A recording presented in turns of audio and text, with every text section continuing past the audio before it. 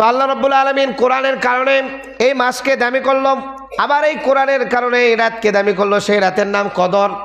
আল্লাহ রাব্বুল আলামিন নিজে কোরআনে ঘোষণা দিলেন, ইন্না আনজালনাহু ফি লাইলাতিল কদর, যে নিশ্চয় লাইলাতুল কদর, কদরের রাতে আমি কোরআনকে নাজিল করছি। ওয়ামা আদরাকা মা লাইলাতুল কদর, তোমরা কি জানো লাইলাতুল কদরটা কি? তোমরা জানো লাইলাতুল কদর কি? তোমরা কি মনে করতেছো আমি এই রাতে কোরআন নাজিল করছি, তার মানে এই রাতটা কি এমনি স্বাভাবিক কোনো রাত, যেই রাতে তুমি সারা রাত তোর ঘুমাও, আর শবে কদরের রাত, দুই রাত কি একই না? তোমরা কি জানো লাইলাতুল কদর কি? তাহলে শোনো, লাইলাতুল কদরি খায়রুম মিন আলফি শাহর। লাইলাতুল কদর, কদরের রাত এমন কোনো রাত নয় যে তোমরা স্বাভাবিক যেই রাতগুলি কাটাও সেই রাতের মতো কোনো রাত নয়। লাইলাতুল কদরি খায়রুম মিন আলফি শাহর, এটা তো এমন একটা রাত যেই রাতের একটা রাত 1000 মাসের সমান। সুবহানাল্লাহ, কয় মাসের সমান? 1000 মাসের সমান। এক রাত যদি তুমি ইবাদত করো তাহলে তুমি 1000 মাস ইবাদত করার নেকি পাইবা। এক রাত যদি তুমি ঘুমিয়ে থাকো তাহলে তোমার জিন্দেগি থেকে 1000 মাস ঘুমানো হিসাবে কেটে যাবে। আর 1000 মাস তুমি যদি রাত্রে নামাজ পড়তে থাকো তাহলে 1000 মাস লাইলাতুল কদর নামাজ পড়লে 1000 মাস নামাজের নেকি তোমার আমলনামায় আসে যাবে। তাহলে এটা কি ছোটোখাটো রাত না অনেক বড় রাত? 1000 মাস যত বড়, আমি লাইলাতুল কদরকে তত বড় করে দিয়েছি। সুবহানাল্লাহ।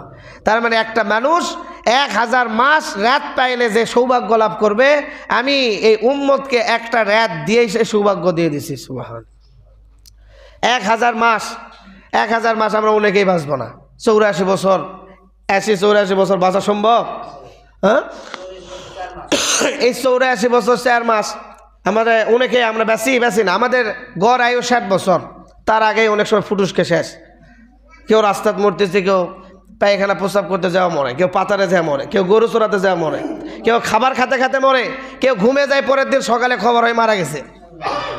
তা আমাদের তো মরণের কোনো গ্যারান্টি না, 60 বছর আগেই জীবন শেষ।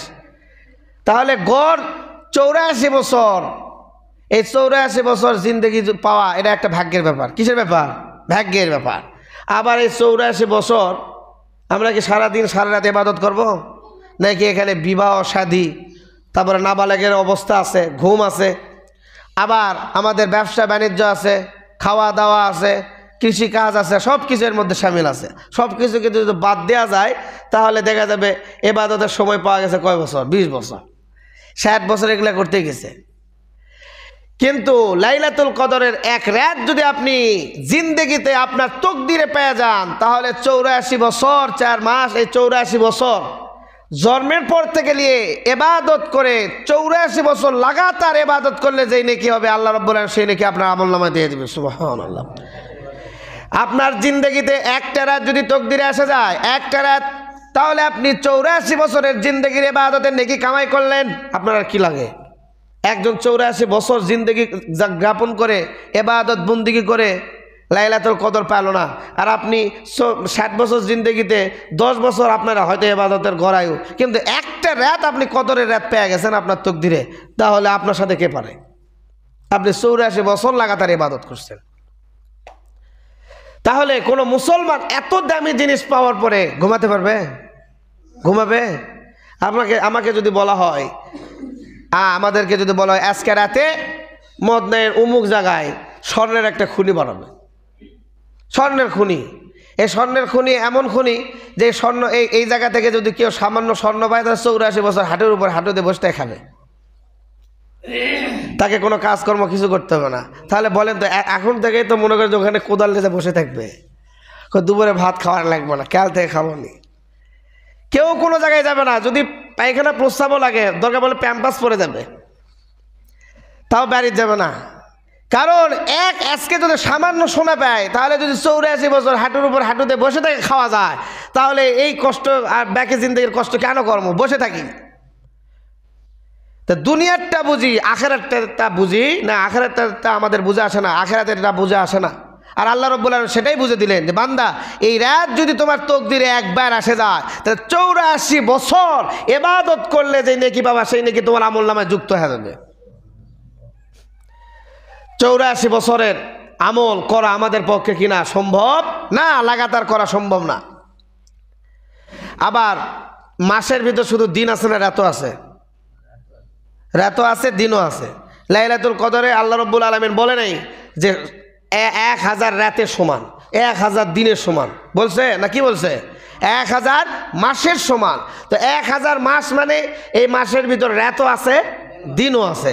অর্থাৎ আপনি 84 বছর 24 ঘন্টা ইবাদত করার নাকি পাবেন। সুবহানাল্লাহ। এখন আপনি নিজে চিন্তা করেন যে 84 বছর 24 ঘন্টা ইবাদত করলে আপনি কত নেকি কামাই করবেন। একটা দিন আপনি কতবার সুবহানাল্লাহ পড়তে পারবেন? ধরেন 1 মিনিটে 60 বার, 1 সেকেন্ডে একবার সুবহানাল্লাহ, তাহলে 1 মিনিটে কয়বার? 60 বার। তাহলে প্রতিটা ঘন্টায় কয় মিনিট আছে? 60 মিনিট। এইভাবে আপনি যোগ করবেন, হিসাব করে, হিসাব করতে গেলে সময় চলে যাবে। তো প্রতিটা মিনিটে যদি 60টা করে সুবহানাল্লাহ হয় প্রতিটা ঘন্টায়, তাহলে 24 ঘন্টায় 24টা 60, 24 কত হয় এখন গুণ দেবেন। দিয়ে যোগফল হলো একদিনের এবাদত, মানে 1000 মাসের একদিন, 1 তারিখের এবাদত সুবহানাল্লাহ নাকি এতবার পড়ছেন আপনি। তাহলে আপনি এখন চিন্তা করেন 1 বছরে আরবি মাস হিসাবে ধরলে 355 দিন। কত দিন? 355 দিন। 355 দিন যদি প্রতিদিন 24 ঘন্টা এতবার সুবহানাল্লাহ আপনি পড়েন, তাহলে 84 বছরে আপনার কত কোটি সুবহানাল্লাহ পড়া হবে, হিসাব আছে? আমি তো জিন্দেগিতে এত এর চেহারা শিখিও সুবহানাল্লাহ পড়তে পারবো না। এই জন্য সারা জিন্দেগির এই 11 মাসের কোনো রাতে হয়তো আমার সুবহানাল্লাহ পড়া হয় নাই, কিন্তু এই শবে কদরের রাতে আপনি নামাজ পড়লেন না, কিচ্ছু করলেন না, শুধু তাসবিহে বসে থেকে সুবহানাল্লাহ পড়লেন, এই আমলটাও আপনার জিন্দেগিতে এত ভারী হবে, এত ভারী হবে যে 84 বছরে সুবহানাল্লাহ আপনি হিসাব করে শেষ করতে পারবেন না। সুবহানাল্লাহ। এই জন্য কোনো মুসলমানের উচিত হবে না যে এই রাতটাকে কি করা? অবহেলা করা। অবহেলা করা মানে ওই মুসলমানের কপাল পোড়া। ওই মুসলমানের কি পোড়া? কপাল পোড়া। আর যে জ্ঞানী সে এই রাত ঘুমিয়ে কাটাবে না।